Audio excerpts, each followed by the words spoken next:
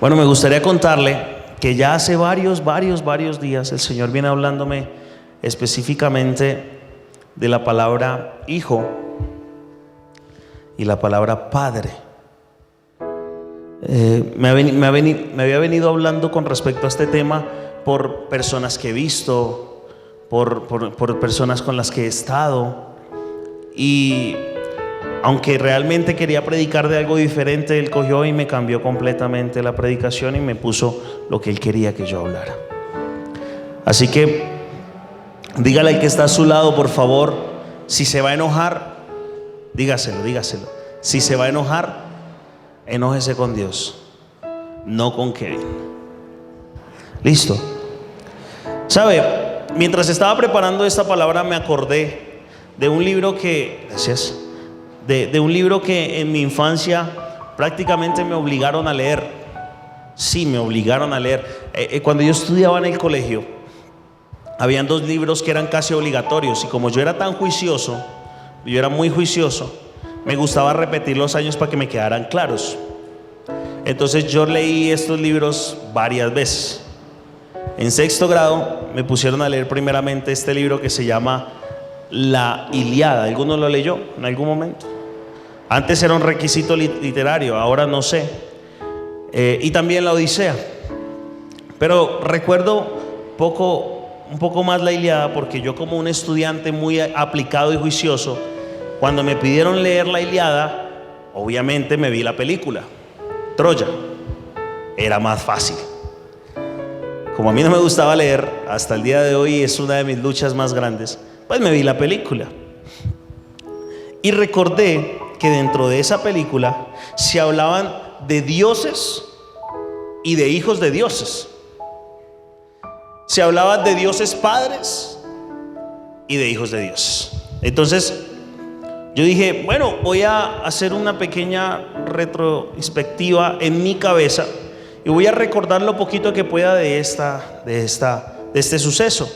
Y no sé por qué, lo único que pude recordar fue Aquiles, representado por Brad Pitt.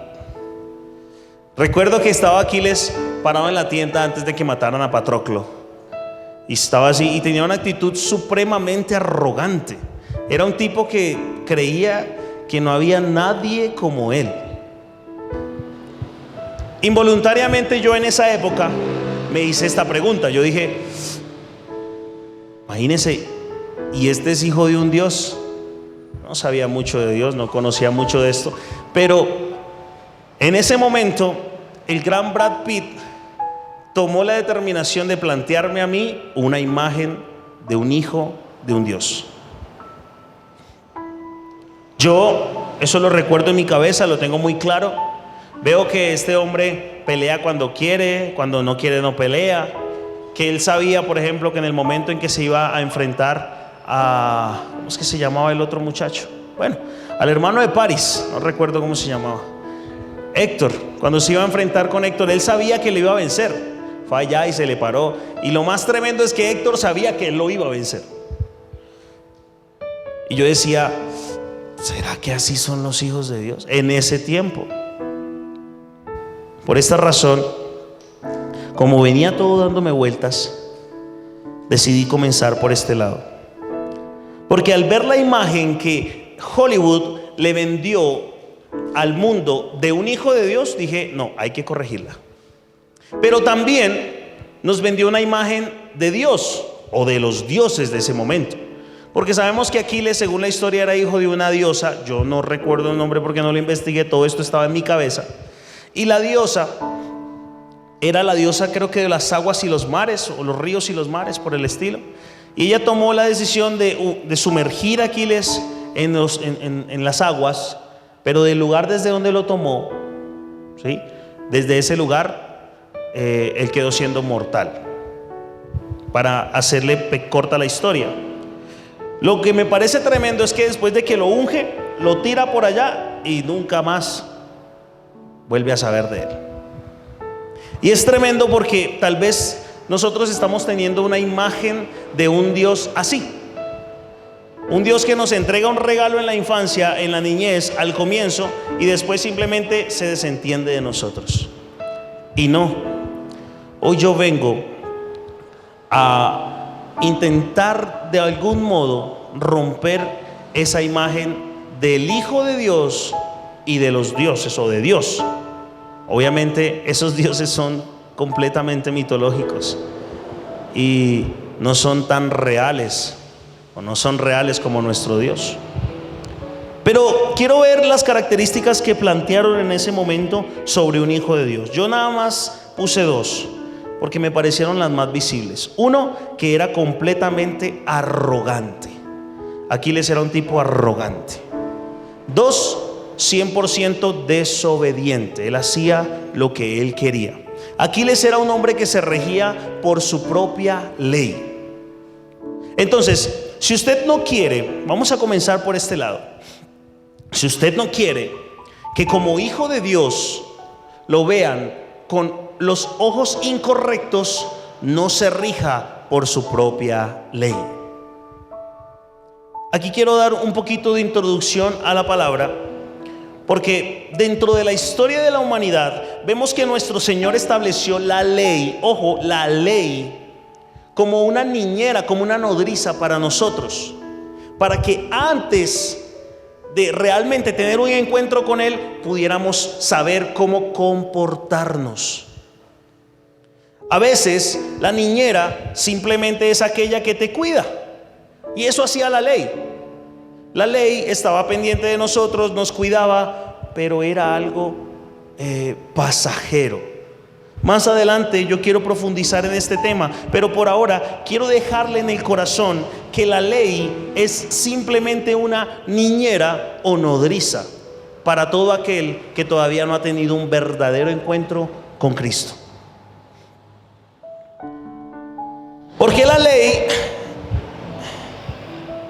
y el regirnos por ella hace una parte vital de nuestra vida. ¿Por qué la ley es importante en una parte de nuestra vida? Porque sea lo que sea, la ley nos enseña cómo comportarnos. O sea, qué tenemos que hacer, dónde lo tenemos que hacer, cuándo lo tenemos que hacer. Nos enseñaba, o bueno, les enseñaba en ese tiempo los sacrificios, la forma de vestir, la forma de andar, la forma, y esto y todo esto simplemente para cubrir nuestro corazón. Cuando las personas se regían por la ley de la manera correcta, su corazón estaba un poco más cubierto. No significaba que ya estuvieran salvos, porque la salvación es Cristo Jesús, pero sí significaba que aprendían a comportarse antes de. Yo lo asimilo un poco como con la universidad. La universidad no hace al profesional, eso es un hecho, pero sí te enseña cómo ser un buen profesional.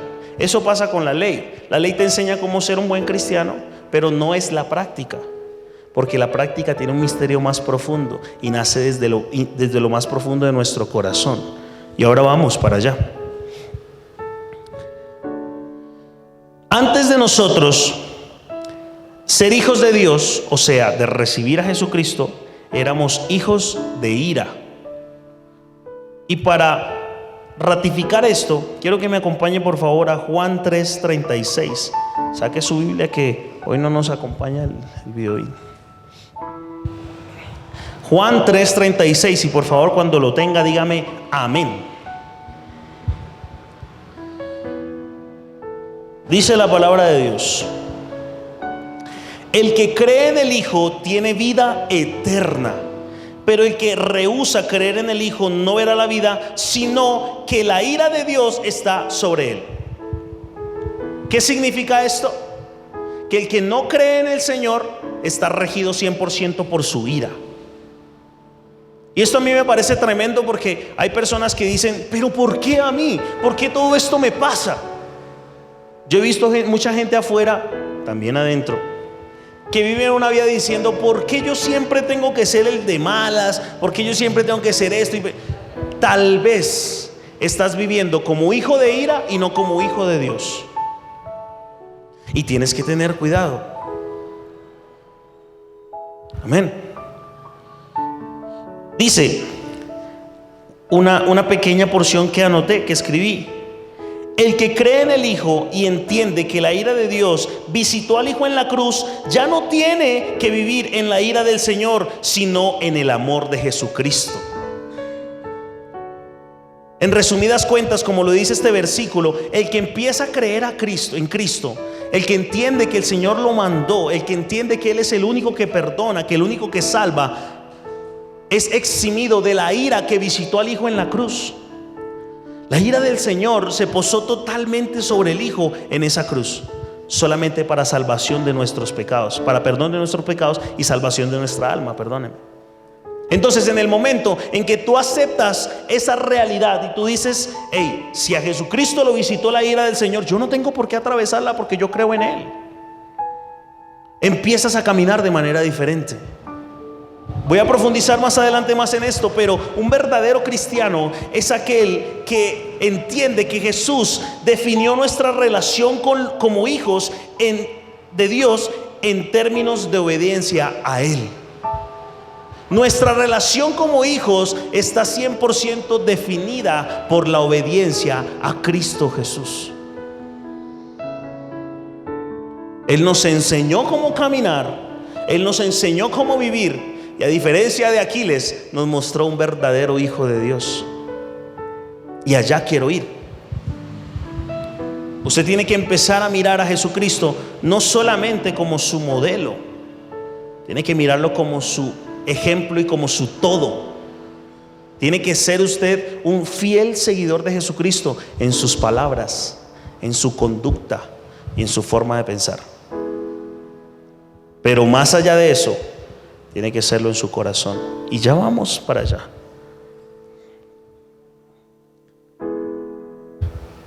Ahora, ¿qué pasa con las personas que viven como hijos de ira? Las personas, y esto es para que usted empiece a examinarse, ¿no? Examínese. La palabra de Dios dice: examíname, Señor.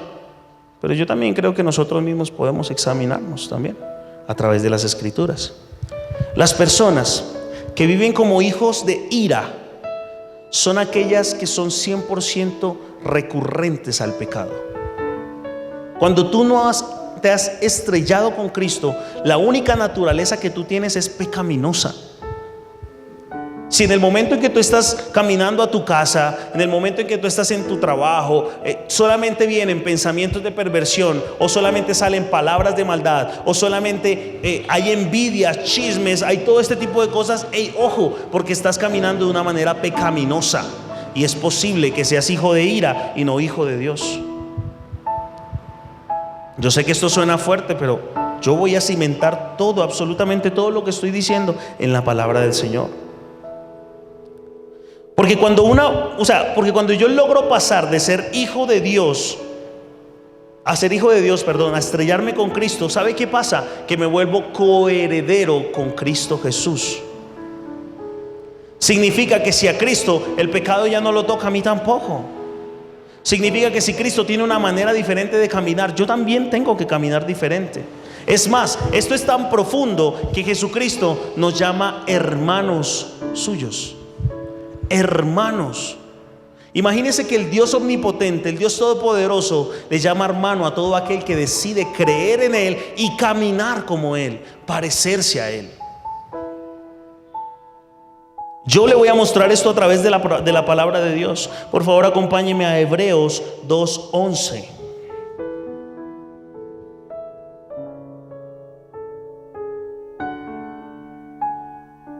Voy a leérselo para ir un poco más rápido porque me doy cuenta que me falta. Porque el que sacrifica y los que son sacrificados, porque el que santifica y los que son santificados de uno son todos, por lo cual no se avergüenza de llamarlos hermanos. Pero yo se lo voy a leer en la Nueva Traducción Viviente porque me gustó mucho. Dice: por lo tanto, Jesús y los que Él hace santos tienen el mismo Padre. Por esa razón Jesús no se avergüenza de llamarlos hermanos suyos o sus hermanos. Así que llévese esto a partir de ahora en el corazón. Usted no solamente es salvo, no solamente ha sido santificado, usted es hermano de Dios. Por lo tanto es hijo del Señor. Y yo sé que esto es algo que tal vez todo el mundo nos lo ha dicho, Usted dirá, no, esto es algo simple, esto es algo que todos conocemos, que todos entendemos, pero lastimosamente no todos están caminando como hijos de Dios. No todos están caminando como Jesús. ¿De qué le sirve al hombre tener la palabra aquí clara y decir, no, pues que eso yo me lo sé, es que eso yo lo tengo claro? Si en el momento de la prueba y de mostrar realmente a Cristo, muestras tu actitud más pecaminosa y tu carne, es lo único que muestras. Recuerda, los que llegan a Cristo tienen una diferencia. Como le digo, voy a ir poco a poco más profundo en este tema. Pero nosotros ya no nos regimos por nuestras emociones, nos regimos por lo que sabemos que el Señor ha determinado de nosotros y por lo que sentimos que fluye de lo profundo de nuestro corazón. Dice, yo iba a leer otro versículo. Bueno, vamos a continuar. Al momento de ver esto, lo único que yo puedo ver es que lo mejor que le puede pasar a un cristiano no es ser justificado a través de la fe. Créame que eso no es. Porque el Señor hubiera podido determinar justificarnos sin mandar a Cristo Jesús. Nos santifica y listo, nos perdona los pecados y listos. Pero Él tomó una decisión pequeñita. Él decidió hacerte hijo. El privilegio más grande de encontrarnos con Cristo Jesús no es ser justificados, es ser hijos. Y es ser llamado hijo de Dios. Y a veces vemos la vida del cristiano como, hey, soy salvo, qué bonito. Pero no lo vemos como, hey, soy hijo, tengo responsabilidades. Vemos el caminar con Cristo como algo laxo, algo tranquilo. Simplemente yo camino y, ay, no, sí, yo soy cristiano y listo. Pero no, eres hijo. Tienes que mostrar en todo tiempo a tu Padre. Jesucristo lo decía de esta manera: el que me ve a mí, ve al Padre. ¿Qué significa esto? Que un verdadero hijo en todo tiempo refleja a su Padre. Voy continuando.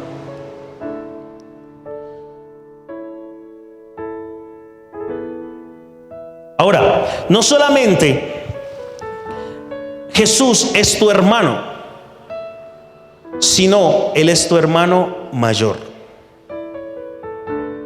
Y esto es hermoso, porque siempre un hermano mayor es el que cuida de sus hermanos menores. Ahora, en muchas culturas y en muchos países, cuando el padre muere, el hermano mayor es el que tiene que encargarse de toda la casa. Y esto es precioso porque en la cultura judía es así. Y cuando hablamos de hermanos mayores, sabemos que Jesucristo, obvio, por ser el primogénito, es quien está cuidando de nosotros en todo tiempo. Por eso Él lo dijo: todo lo que queráis, pedidlo al Padre en mi nombre. Porque Él está cuidando de nosotros como el hermano mayor que es. Ahora, ¿cómo puedo yo ver que Jesucristo es un hermano mayor? La primera forma es que dice la palabra que el que quiere ser mayor entre sus hermanos, que les sirva. Vea, yo le voy a decir algo y de pronto, si a usted no le parece, bueno, ese ya no es mi problema. Pero por más de que usted viva una vida como el mejor servidor de esta tierra, nunca va a alcanzar la estatura y el tamaño del sacrificio de Jesucristo en la cruz y el servicio que hizo en esta tierra. Nunca. Por esa razón usted nunca jamás va a poder ser mayor que Jesucristo en cuestión a servicio. El servicio que Jesucristo hizo en esa cruz del Calvario, nadie, absolutamente nadie sería capaz de hacerlo por amor. Por esa razón, ninguno de los que estamos aquí podríamos decir que somos mayores a Jesús. Él es nuestro hermano mayor. Esa es la primera. La segunda es porque Él dice la palabra que Él es el primogénito de los muertos. Amén. Por lo tanto, también es el primogénito en la resurrección. El hermano mayor es el que nace primero. Jesucristo hizo esto primero que nosotros. Quiero que me acompañe por favor a Apocalipsis 1:5. Igual yo voy a leerlo para ir un poco más rápido. Dice la palabra del Señor: y de Jesucristo, el testigo fiel, el primogénito de los muertos, el soberano de los reyes de la tierra, al que nos amó y nos lavó de nuestros pecados con su sangre. Por nacimiento, Jesucristo es mayor que nosotros dos. Él nació primero. Él rompió primero el vientre de la muerte y nos dio vida y vida eterna. Así que ni por servicio usted puede ser mayor que Jesús, ni por sacrificio puede ser mayor que Jesús, ni por nacimiento puede ser mayor que Jesús. ¿Esto qué significa? Cuando el padre de la casa estaba pues con vida, los hijos le llamaban, claro que sí, mi Señor. O sea que usted no solamente tiene un hermano mayor, tiene un hermano Señor. Jesucristo es su hermano mayor y su hermano Señor. Y eso espero que le quede fuertemente en su corazón. En Colosenses 1:18 también lo reitera, dice: y Él es la cabeza del cuerpo, que es la iglesia, el que es el principio, el primogénito de entre los muertos, para que en todo tenga la preeminencia. Amén. Ahora, después de que el amor de Cristo nos atropella, ese día nos entrega la salvación. En el momento en que Jesucristo llega y dice: mira, este es mi amor. Y el amor de Jesucristo tiene una cualidad: Él te atropella. En ese momento te entrega la salvación. Y ahí entramos en la familia de Dios. Somos adoptados por el Señor como hijos. Y aquí quiero realmente darle inicio a la palabra. Todo lo anterior simplemente era una pequeña introducción. Si nosotros entendiéramos la magnitud de ser adoptados por Dios, yo creo que saltaríamos, correríamos, no sé, nos llamarían pentecostales afuera. La pasaríamos así, viviendo una vida confiados completamente del Señor y dando testimonio de que Él es real. Para empezar la palabra, quiero que por favor me acompañe a Gálatas capítulo 4, versículo 1 al 7. Gálatas 4, del 1 al 7. Dice la palabra del Señor: pero también digo, entre tanto que el heredero es niño, en nada difiere del esclavo, aunque es señor de todo, sino que está bajo tutores y cuidadores hasta el tiempo señalado por el Padre. Así también nosotros, cuando éramos niños, estábamos en esclavitud bajo los rudimentos del mundo.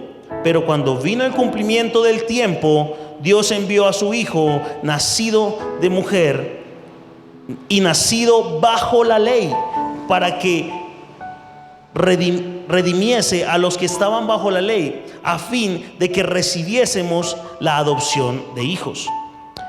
Y por cuanto sois hijos, Dios envió a vuestro corazón al Espíritu de su Hijo, el cual clama: Abba, Padre. Así que ya no eres esclavo, sino hijo, y si hijo, también heredero de Dios por medio de Cristo. Amén.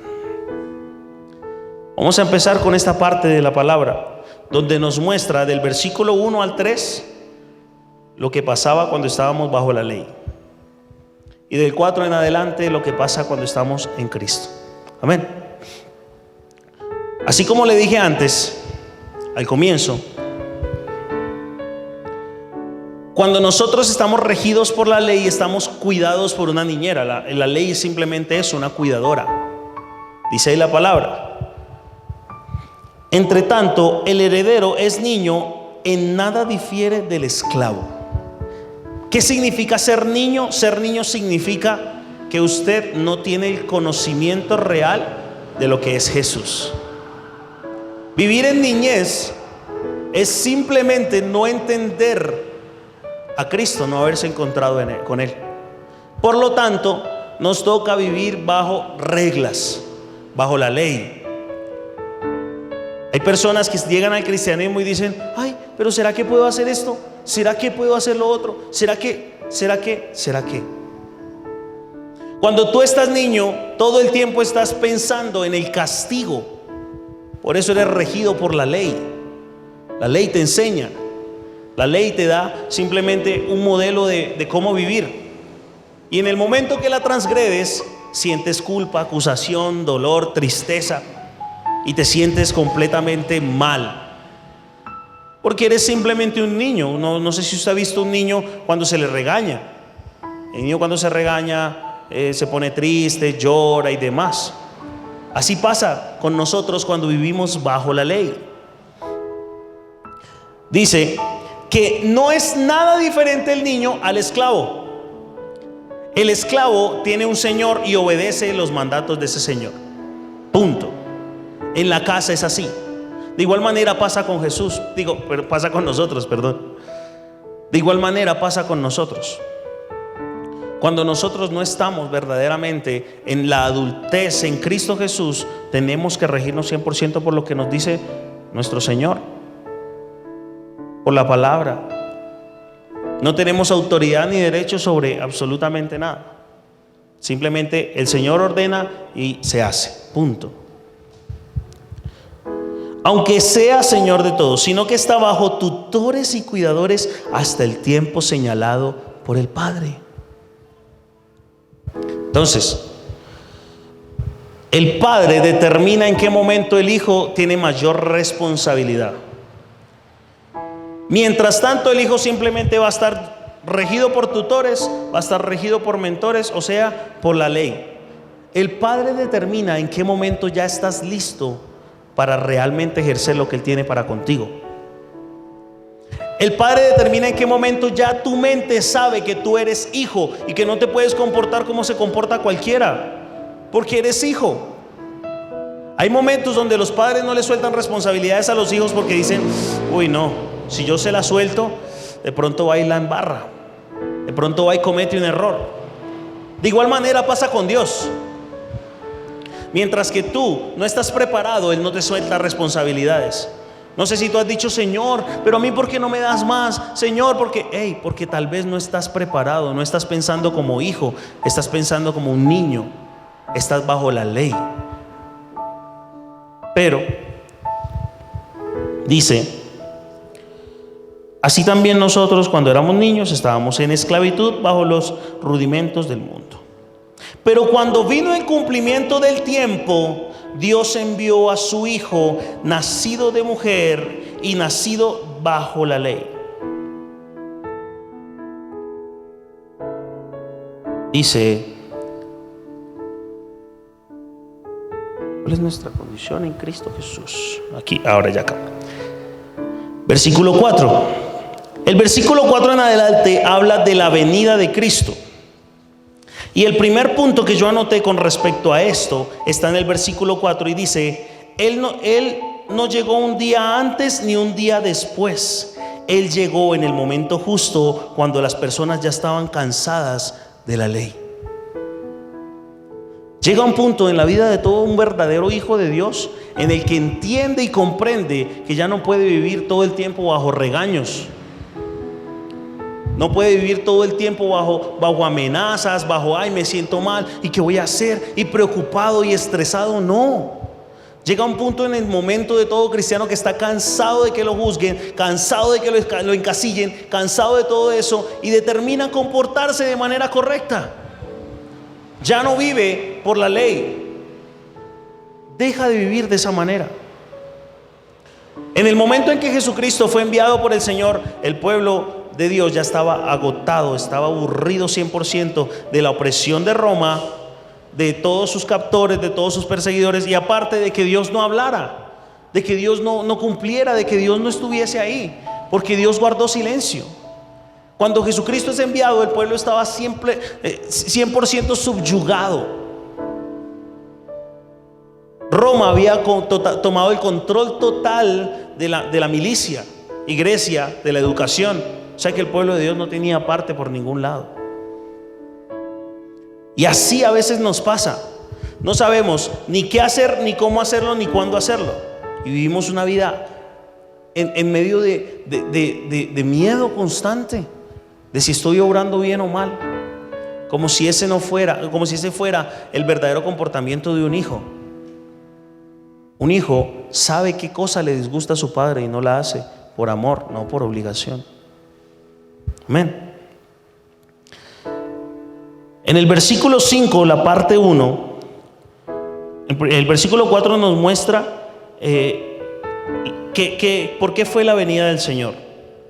Simplemente porque el pueblo ya estaba cansado. En el versículo 5 nos muestra cuál es el propósito de su venida.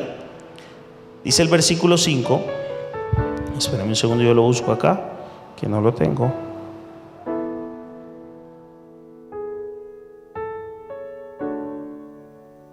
No sé, aquí está.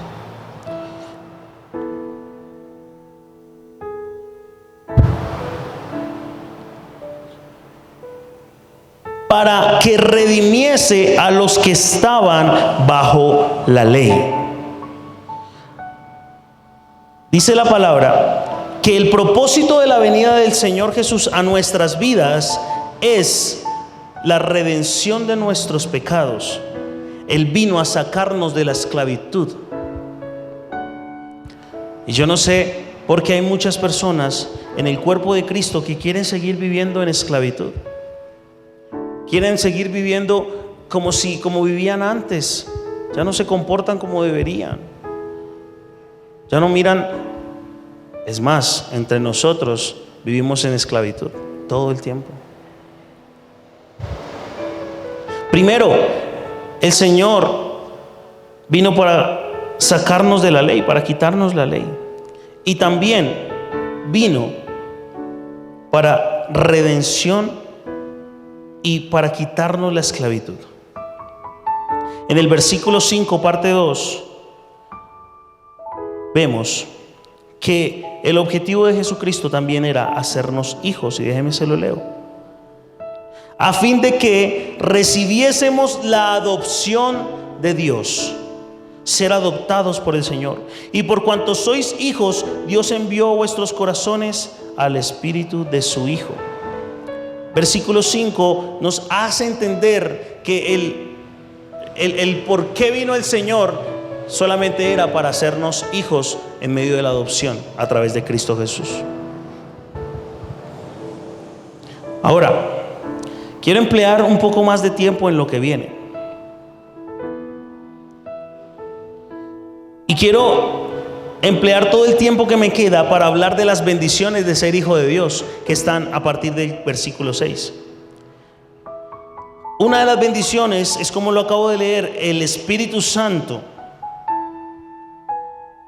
Cuando nosotros realmente nos volvemos hijos de Dios, el Espíritu Santo viene a ser nuestra guía, a ser nuestro todo. Y esto tiene que ser algo que nosotros comprendamos a manera profunda, que el Espíritu Santo es quien nos comienza a guiar. Quiero cimentar un poco más esta palabra en Romanos. Acompáñenme por favor a Romanos 8:14.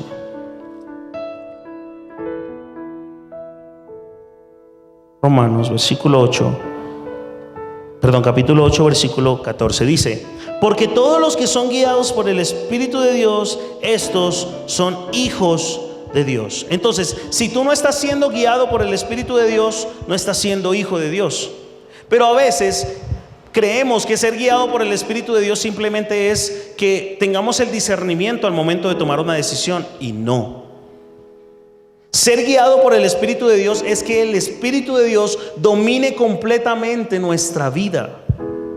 No es algo tan simple como, ay, sí, yo sentí esto y lo hice porque yo lo sentí, o yo sentí esto pero no lo hice. No, un verdadero hijo de Dios tiene que tener acumuladas más victorias que derrotas a través del Espíritu Santo. Un verdadero hijo de Dios no puede andar por ahí pensando, uy, me equivoqué, la embarré, bueno, pero el Señor tiene misericordia de mí. No. Un verdadero hijo de Dios vive regido 100% por la palabra del Espíritu a su ser. Nosotros hemos podido evidenciar en este tiempo algo muy hermoso, y es que nos hemos propuesto cosas y el Señor nos ha permitido realizarlas. Nos propusimos que pintar la casa, y no fue fácil, pero se logró. Nos hemos propuesto también que la presencia del Espíritu Santo se magnifique, y lo logramos. Vamos a otros lugares y vemos la victoria, y en todo momento estamos caminando de victoria en victoria. Pero yo no puedo entender por qué hay algunos que dicen ser hijos de Dios y todo el tiempo están de derrota en derrota y de tristeza en tristeza. Si tú en este momento estás todo el tiempo en tristeza, en tu soledad, cuando nadie te ve, ojo, porque no estás viviendo como un hijo de Dios, no estás siendo guiado por el Espíritu Santo. El Espíritu Santo es la plenitud del Señor, es el regalo prometido. Así que simplemente no podemos ignorarlo, no, tenemos que vivir conforme a la voluntad de Dios a través de su Santo Espíritu.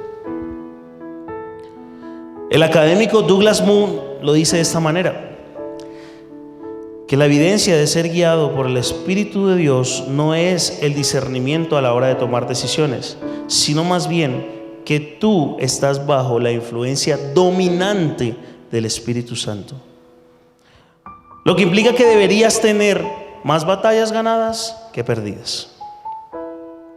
¿Sí? ¿Para qué fue enviado el Espíritu Santo? Para darle muerte a la carne. Cuando tú de pronto no puedes darle muerte a la carne, y cuando estás en un momento de presión, sale toda tu carne, no estás siendo guiado por el Espíritu Santo. ¿Para qué fue enviado el Espíritu Santo? Para matar al hombre viejo. Pero es tremendo cómo a veces uno se da cuenta que el hombre viejo resucita. No estás siendo hijo de Dios verdaderamente. Y el Espíritu Santo fue enviado por Dios para revestirnos con el hombre nuevo, y con ese debemos caminar, a través de ese debemos vivir. Si estas tres cosas no están pasando, ojo, porque no estás viviendo como hijo de Dios, simplemente estás viviendo como un cristiano más. Lo segundo de lo que quiero hablar, de los beneficios de ser llamado hijo de Dios, se encuentra en Romanos 15.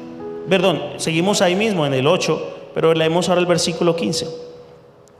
Dice: pues no habéis recibido el espíritu de esclavitud para estar otra vez en temor. El segundo beneficio de ser llamado hijo de Dios es que yo ya no soy esclavo, pero que ya no vivo en temor. Ya no vivo con la zozobra constante de qué va a pasar conmigo, de qué va a pasar con mi familia, de qué va a pasar con mis hijos. No, yo ya no vivo a través del temor, yo vivo a través de la fe. Yo vivo a través de la confianza en Dios. El Espíritu de Dios viene también para traernos libertad según la palabra. Así que si tú estás sellado con el Espíritu de Dios, tú no puedes sentirte en esclavitud y no puedes sentirte en temor. Tienes que vivir en libertad constante.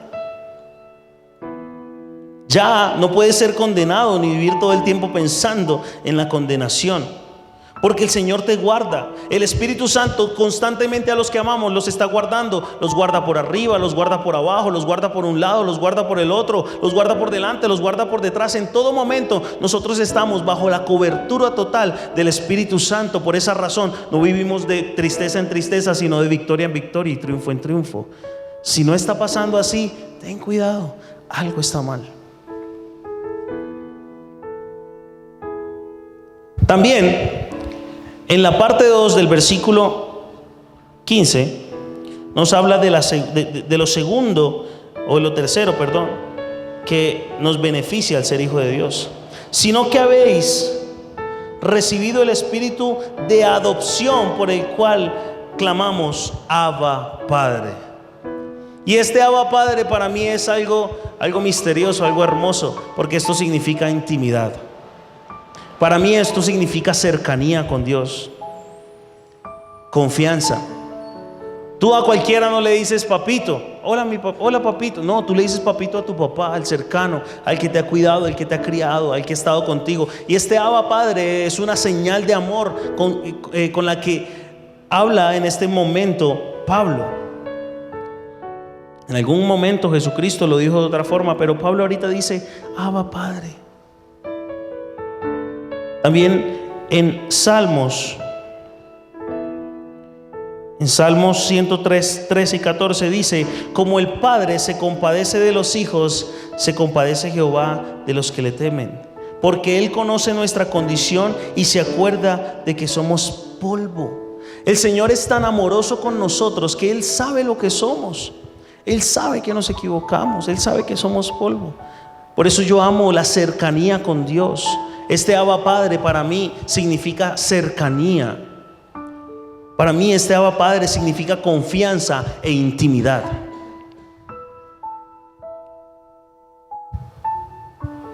Yo me imagino que en el momento en que estaban los apóstoles con Jesucristo, en el momento en que Él les enseñaba a orar, cuando Jesucristo les dijo, cuando oren, oren de la siguiente manera: Padre nuestro. Yo creo que para ellos eso fue una locura.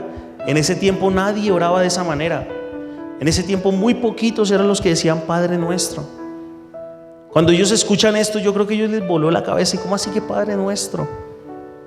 A veces, cuando uno es adoptado por el Señor, no se da cuenta de la importancia de la adopción y de vivir una vida diferente a través de la adopción, que es en Cristo Jesús.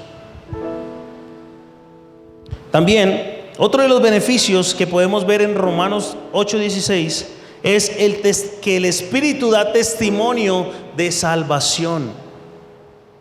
Vamos a leerlo. Dice: el Espíritu mismo da testimonio a nuestro espíritu de que somos hijos de Dios. Esto también tiene que ser algo vivo en tu carne, en tu ser, que el Espíritu Santo en todo tiempo esté diciéndote: hey, tranquilo, tú eres hijo de Dios. Pero ¿cómo se hace esto? ¿Cómo pasa esto? Yo soy de los que pienso que una de las formas de ver ese cambio, esa declaración de ser hijo de Dios, es a través de los frutos. Que cuando tú ya actúes, no actúes igual. Que en todo momento pienses un poco más en el Señor. Que tú digas: bueno, esto no lo haría Jesús. Significa que ahí estás siendo guiado por el Espíritu Santo, y el Espíritu Santo te está dando testimonio de salvación. Porque el Espíritu Santo solamente guía a los santos y a los salvos.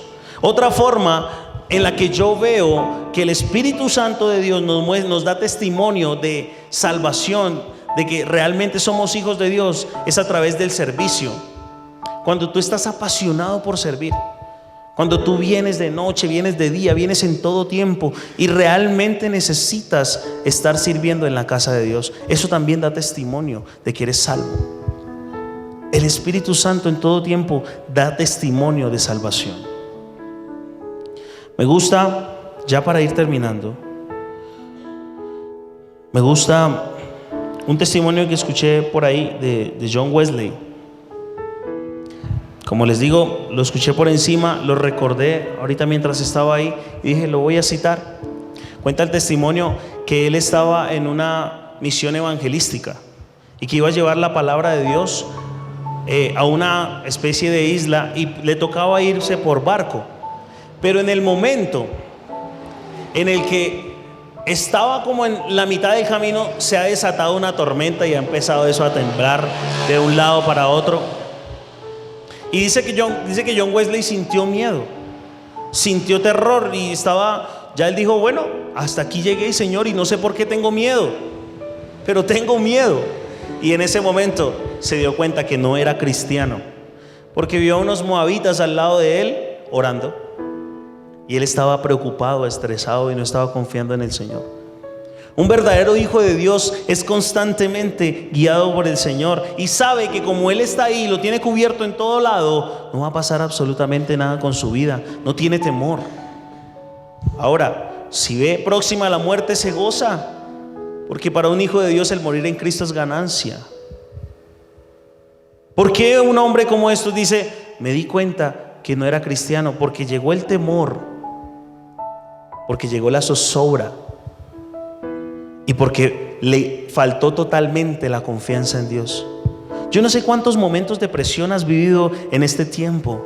No sé cuántos momentos de presión has tenido en este tiempo, pero si realmente te sientes agotado en esos momentos de presión, tu fe está puesta en un lugar incorrecto y tu confianza no está puesta en el Señor. En la segunda parte del versículo 16, nos muestra que la adopción de Dios y ser hijos de Dios nos da herencia. Y al final de Gálatas también podemos ver eso, que somos herederos. Dice: al final del versículo 16 dice, de que somos hijos de Dios. Y en Gálatas, al final dice, Abba Padre, así que ya no eres esclavo, sino hijo. Y si hijo, también heredero de Dios por medio de Jesucristo. El último beneficio que yo veo fuertemente de ser hijo de Dios es que soy heredero en Cristo Jesús de todo lo que es de mi Padre. Absolutamente todo lo que es de mi Padre es mío. Su libertad, su gracia, su reino, su eternidad, su salvación. Tengo tal vez mucho para mostrar, y este tema fue bastante difícil porque lo hice de manera paso a paso. Yo no suelo hacerlo de esa manera, yo predico más espontáneo, pero el Señor me pidió que mostrara a un hijo con las características verdaderas de un hijo y los beneficios de un hijo, porque yo no sé si realmente están caminando como el Señor espera que caminemos y están mostrando a Dios como Dios espera que lo mostremos. Esto simplemente es una pequeña muestra de lo que realmente tendría que hacer un hijo de Dios, pero hay mucho de lo que debemos de aprender. Y sabe, todo esto no es importante, porque el resumen de la historia y el resumen de todo es que después de que llega Jesucristo, el Espíritu Santo es quien nos guía. Y tú tienes que empezar a caminar bajo la dominancia del Espíritu de Dios. No es simplemente, ay, sentí de Dios esto, pero voy a hacer lo contrario. No, cuando sientas de Dios algo, hazlo. Hazlo porque Él te está ahí Él te está mostrando que tú eres suyo. Y ese es el verdadero punto. Un verdadero hijo de Dios no tiene al Espíritu Santo en su ser, no, es del Espíritu Santo. Es guiado por el Espíritu Santo. Como dice nuestro pastor a veces, el Espíritu de Dios hace su agenda, pero es en todo tiempo. Es a cada minuto, es el minuto a minuto. ¿Qué vas a hacer en este instante? ¿Vas a ir a orar? Ok, eso es guiado por el Espíritu de Dios. ¿Qué vas a hacer en este momento? Voy a, no sé, a comer. Hasta eso es guiado por el Señor a los que somos realmente hijos de Dios. Jesucristo vivía así. Después de 40 días de ayuno sintió hambre. Eso también no significa que el Espíritu se le fue. No, toda esa vida fue guiada por el Espíritu Santo de Dios. Y a partir de ese momento entendemos que si realmente somos hijos de Dios, tenemos que caminar como hijos de Dios. Quiero cerrar buscando una palabra en Efesios.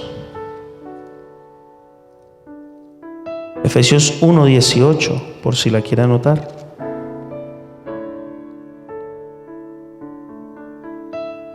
Efesios 1:18. Alumbrando los ojos de vuestro entendimiento, para que sepáis cuál es la esperanza a que Él os ha llamado y cuáles las riquezas de la gloria de su herencia en los santos. Cuando hablamos de visión, estamos hablando del lugar a donde tenemos que ir, porque allá es donde nos están mostrando que debemos ir. Así que aquí dice la palabra, alumbrando nuestros ojos. Déjese alumbrar por el Espíritu Santo, déjese guiar, porque al final del versículo dice que tiene herencia en Dios. Yo le quiero pedir que ahí donde está se ponga en pie por un momento y que le diga ahí donde está, dígale: Señor, yo no merezco lo